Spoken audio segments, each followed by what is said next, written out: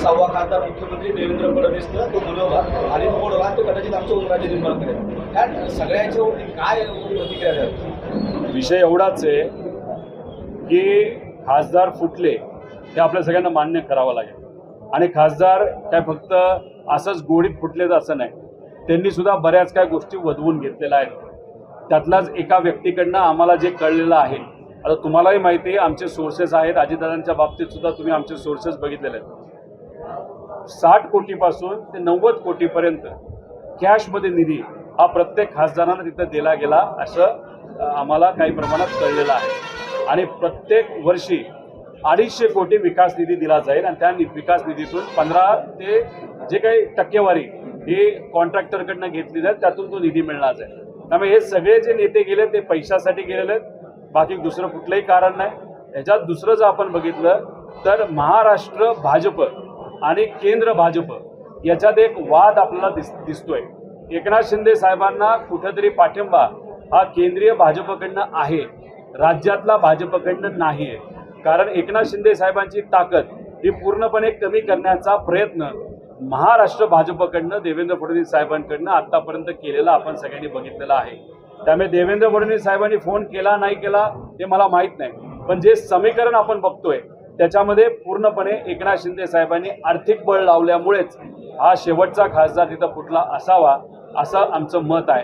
कारण शेवटी या पवित्र भूमीमध्ये तुळजा आईचं आपण दर्शन घेऊन वर्षभर प्रेरणा असते आपल्या लढायची, आणि त्या आईची शपथ घेऊन जर काही लोक आज फुटत असतील, विचार बदलत असतील, तर हे लोकांना पटणारं नाही. आणि जेव्हा स्थानिक स्वराज्य संस्थेचं इलेक्शन होतं त्यावेळेस तुम्ही बघितलं असेल, जेव्हा महाविकास आघाडी एकत्रित होती तेव्हा इथले खासदार लाखोच्या लीडली तिथे निवडून आले. पण जेव्हा महाविकास आघाडी इथं एकत्रित नव्हती तेव्हा त्यांच्या पक्षाला 3ऱ्या नंबरला जावं लागलं. त्याच्याचबरोबर आपण जर बघितलं असेल तर भूमिका बदलल्यानंतर इथली लोक योग्य ती भूमिका घेतील असा आम्हाला सगळं विश्वास आहे. आणि या जिल्ह्यात राजकारण 2 भावाचं राजकारण आजपर्यंत आहे.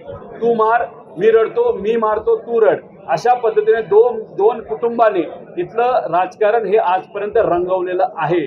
पण आता लोकांना कळलेलं आहे की या 2 परिवारातल्या राजकारणाच्या नादात हे परिवार मोठे झाले, पण हा जिल्हा मात्र गरीब राहिलेला आहे. त्यामुळे येत्या 29 मध्ये नक्कीच लोक सामान्य परिवारातल्या उमेदवाराला ताकद देतील असं आम्हाला सगळ्यांना वाटतं. तुमच्या आंदोलनामध्ये त्यांना तुम्ही सहभागी केला? राऊत साहेबांशी आमचं बोलणं झालेलं आहे, काँग्रेसशी पण बोलणं झालेलं आहे. 29 तारखेला उद्धव ठाकरे साहेबांच्या पक्षातून नक्कीच तिथं कुणी ना कुणीतरी येईल. त्यांचाही नियोजित दौरा असल्यामुळे त्यांना तिथं शिर्डीला जायचं आहे 29 तारखेला. पण त्यांचा एक कुठला तरी नेता येईल, काँग्रेसचा नेता येईल, त्यामुळे आमच्यात एकजूट नक्कीच राहील.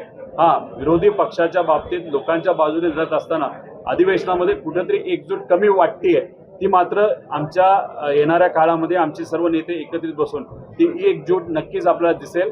आणि अधिवेशनामध्ये सुद्धा आक्रमक पद्धतीने लोकांची बाजू आम्ही सर्वजण प्रामाणिकपणे तिथं मांडू.